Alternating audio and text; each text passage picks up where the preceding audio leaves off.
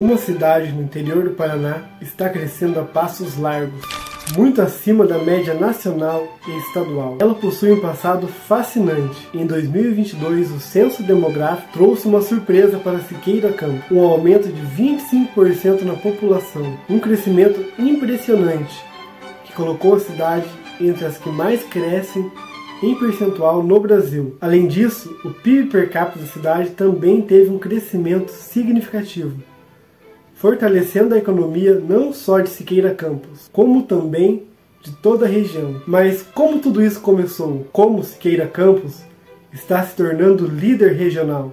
É o que eu te conto nesse vídeo. Para entender melhor Siqueira Campos, precisamos voltar no tempo. A história desse município é centenária. Em 2025 serão comemorados 182 anos desde que Joaquim José de Sene colocou os pés nessas terras. E é com ele que a nossa história começa. O senhor Joaquim José de Sene, natural de Santana do Sapucaí, hoje Silvianópolis, em Minas Gerais. Em 1843, ele estava em Faxina, São Paulo. Hoje conhecemos como Itapeva. Lá ele teve conhecimento e depois confirmou na paróquia que as terras à margem esquerda do rio Itararé ainda não possuía donos. Então, ele decidiu explorar o rio Itararé em busca de terras, junto com seus camaradas e parentes. Ele foi até Itararé, São Paulo, desceu o rio, entrou na massa densa, caminhou alguns quilômetros. Quando chegaram ao cume da Serra do Barreirinho, também conhecida como Serra dos Pereiras, Joaquim subiu no alto de uma gameleira, ou também conhecida como Figueira Branca, e do alto dessa árvore ele avistou as serras da Boa Vista, do Saltinho e do Salto Bonito, e também a Serra da Gabiroba.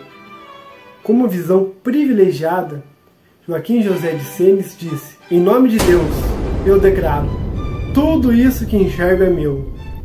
Posteriormente, Joaquim voltou para Faxina e registrou essas terras. A posse de Senes abrangia uma área de cerca de 10.000 alqueires, incluindo terras dos atuais municípios de Santana do Itararé, Venceslau Braz, Salto do Itararé e Siqueira Campos. Uma área grande e complicada para ser explorada. Imaginem, naquela época, abrir picadas na mata densa, enfrentar animais ferozes e todas as adversidades naturais. Não tinha como o senhor Joaquim José de Sene cuidar de toda aquela fazenda sozinho. Então ele começou a vender pedaços dessa posse. Inclusive, ele vendeu parte de suas terras para a família Barbosa, que fundaram a cidade de Santana do Itararé. Esses relatos sobre Joaquim José de Sene são confirmados por arquivos antigos e pelos moradores da colônia dos mineiros no final do século XIX. Florencio Marques Rodrigues, um homem de confiança e prestígio entre os primeiros habitantes, documentou essas histórias. Essa forma de se apossar das terras devolutas, como fez o seu Joaquim, era comum antes de 1850, ano que foi aprovada a Lei de Terras no Brasil. E é claro, ele está imortalizado no brasão de armas do município. Os primeiros habitantes, pouco depois da posse de Senes, ele começou a vender partes de sua posse, e nesse contexto ele trocou com o senhor José Bernardo de Gouveia parte das terras por uma espingarda de recarregar pela boca. Em 1855, depois o seu Gouveia vendeu aos irmãos Miguel Joaquim da Silva e Francisco de Paula e Silva. Esses venderam a posse a Domiciano Correia Machado, fundador de São José do Cristianismo, que revendeu a parentes. Essas famílias pioneiras começaram a enfrentar a densa mata e a formar ranchos, estabelecendo o que se tornaria o povoado da colônia dos mineiros. Em 1863, os irmãos José Caetano de Carvalho e Inocêncio José de Carvalho, e ainda os cunhados Pedro José da Rocha e João de Oliveira Rocha, tornaram-se os novos proprietários daquela extensa faixa de terras. Os Caetanos de Carvalho chegaram à região acompanhados de muitos homens e mulheres e filhos, totalizando 15 famílias, composta aproximadamente de 150 pessoas, oriundas de cidades do sul de Minas Gerais. Construíram seus ranchões à beira do ribeirão conhecido como Rio Farturinha, fazendo nascer o povoado, que foi denominado como Colônia dos Mineiros, pelo coronel Tico Lopes, de São José da Boa Vista, reconhecendo a contribuição das famílias mineiras que desbravaram a região. Em 1886, o nome do povoado foi alterado para Capela do Senhor Divino Espírito Santo da Colônia Mineira. Nos anos seguintes, vieram mais famílias, e assim o povoado de Colônia Mineira, já pertencente ao município de Tomazina, foi crescendo. Maria Romana Barbosa, esposa de José Caetano de Carvalho, doou 32 alqueires de terra ao patrimônio da igreja, contribuindo para o desenvolvimento do povoado, que começou a se formar em torno da igreja. Em 1892, Tomazina se emancipou de São José da Boa Vista, e a Colônia dos Mineiros passou a fazer parte do novo município, sendo chamada de Colônia Mineira.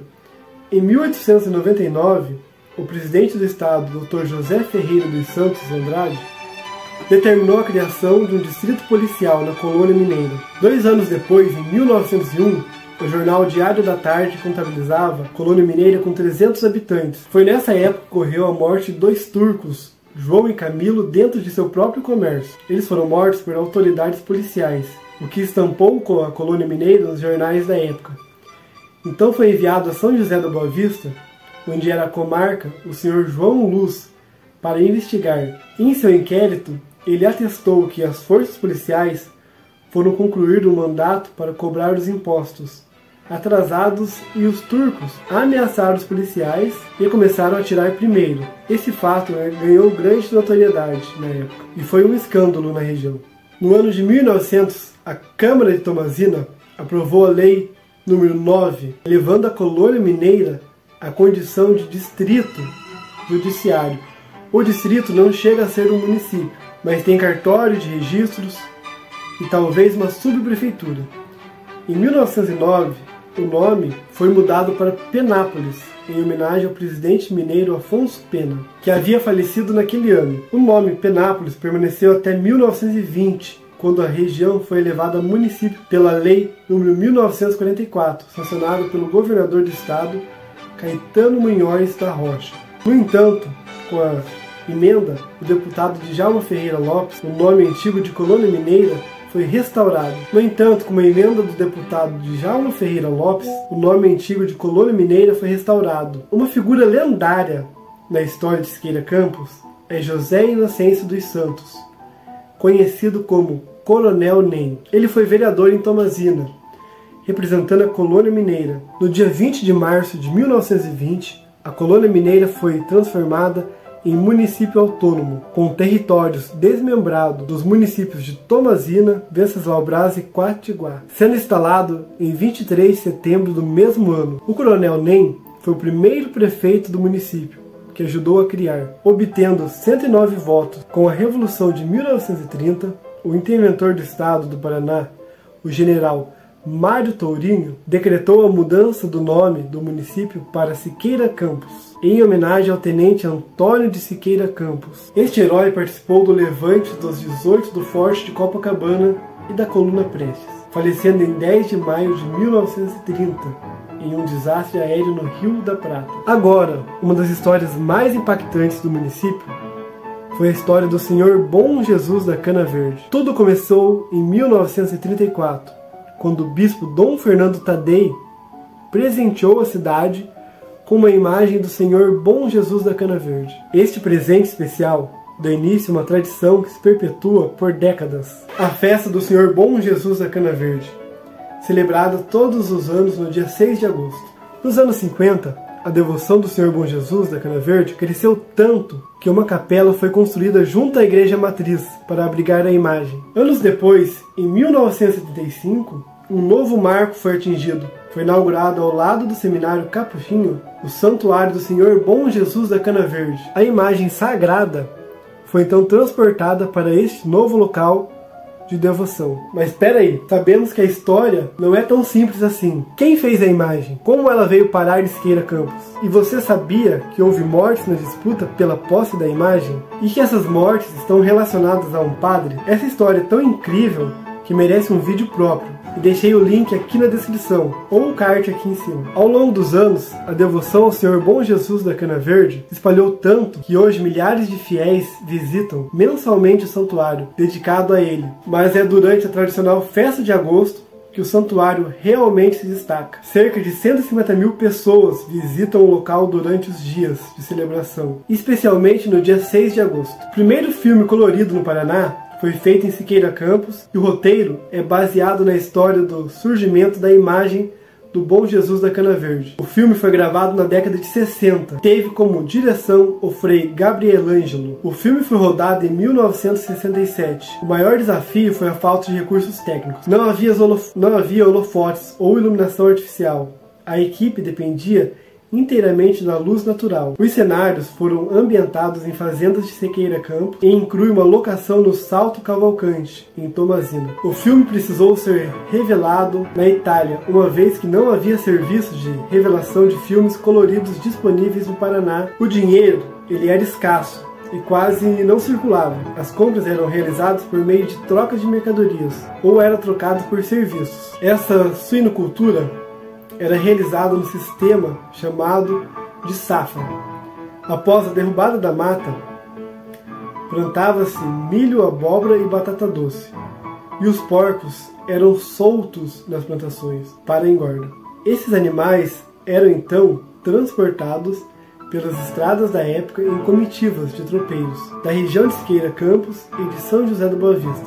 Os porcos eram levados para serem vendidos mais ao sul, em Jogaraíva, onde havia o frigorífico Matarazzo. Joaquim Vicente de Souza descreve com detalhes esse processo. Abre aspas. Era no começo apenas o capado que rendia dinheiro para os primeiros habitantes. Tocavam as porcadas por terra e levavam um mês e até mês e meio para chegar ao destino. Levavam cargueiros de milho para alimentar os porcos durante a viagem.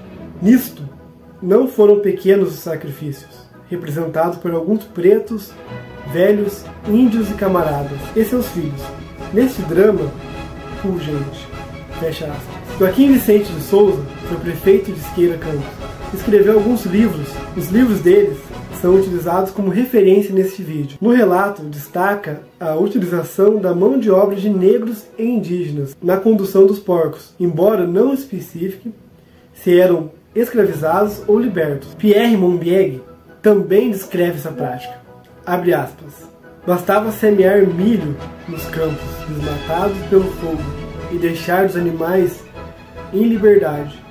Quando engordavam suficientemente, eram conduzidos em extensos rebanhos.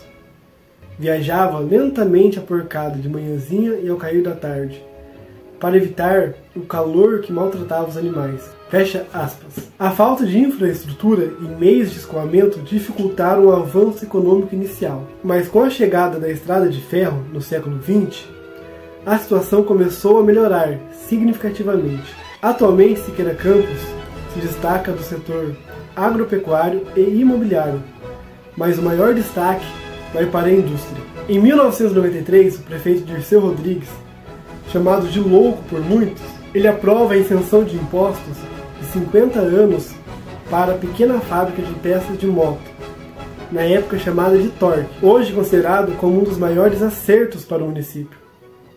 Com a vinda da Torque, vários outros negócios começaram a surgir, muitos deles derivados de ex-funcionários que aprenderam dentro da empresa e viram a oportunidade de empreender, principalmente no setor de e-commerce. Outro fato é que aqueceu todo o comércio da cidade e da região também. Outro destaque, é o setor imobiliário e têxtil. A história dos Bonilha começou nos anos 70, com uma oficina mecânica em Curitiba.